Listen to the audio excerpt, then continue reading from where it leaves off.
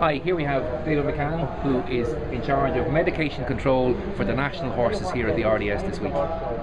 So, what's your main job, David? Well, the main job that we carry out at the horse show here is sampling of the national horses for prohibited drugs that are on the FEI website. The system that we follow is the president of the ground jury and the chief executive of the horse show will select the horses on the first day of the show, so that it is a totally random selection procedure, and then they are tested each day throughout the show. We would probably carry out anything from 12 to 15 samples over the course of the show. And tell me, David, is it difficult getting samples here? Because you've got to get a urine sample from the horse. So after the competition, the horse has to come into a stable, I presume. Yes. And do you sometimes have difficulty in getting a urine sample? Well, we have to take a urine sample if we can get it, and we usually give the horses 1 hour to urinate. But after 1 hour, we resort to taking blood samples. But preferably we would take a urine sample. So it takes up to an hour to do that sometimes. And so, I mean, after the samples have been collected, I mean, you've got an A and a B sample? Yeah, after the samples have been collected, we have an A and a B sample, and the A sample is tested usually the following day, and if it is positive, then the B sample is sent to France for further testing. And the result then is sent back to the RDS, and if there is a positive case, the exhibitor is penalised by losing the class and the prize money, and so that's the procedure that's followed at the show here.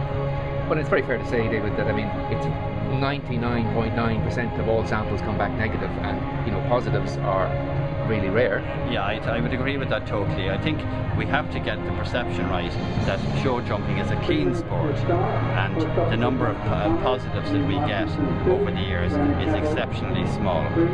So it's more unusual to get a positive rather than usual, and we are operating in a clean sport environment. And I mean, I suppose, further to say, you know, any of the samples that have turned out positive, and in fairness, we have had 1 or 2 high-profile ones in the last 4 or 5, 6 years, have been inadvertent. And I mean, the stringency of drug allowability in horses far exceeds any of the human athletes. I mean, you know, horses can't have even aspirin or anything. No.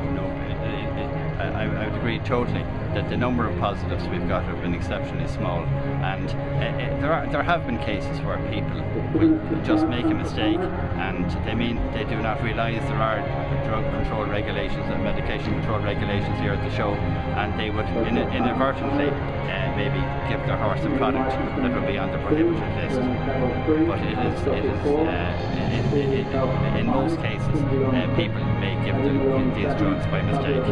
Because you know what usually happens is we're not talking about performance enhancing drugs that people are giving their horses, but you know, horses inevitably in athletes get bruises and cuts and bumps, and you know, along with ice, people are trying to get, you know, horses back from injury as quickly as possible, and you know, inevitably anti-inflammatory drugs are used, the same as aspirin or phenylbutazone, but they must be very careful about the withdrawal times.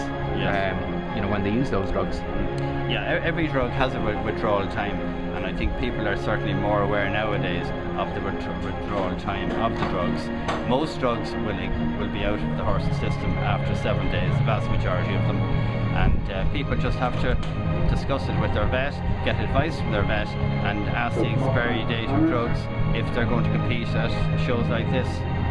And the other thing we could compare, if you've got a horse that's in your yard of 4 or 5 horses, and there may be one horse that is on some medication and you're using a feed bucket, it's really important that that feed bucket, which may have traces of the drug in it, is not used to feed another horse. Absolutely, especially where drugs like butazolidone can be fed in a powder form, and you may be feeding one horse this drug, and you can get cross-contamination. So a stable management and a stable routine has to be very high to make sure that this doesn't happen.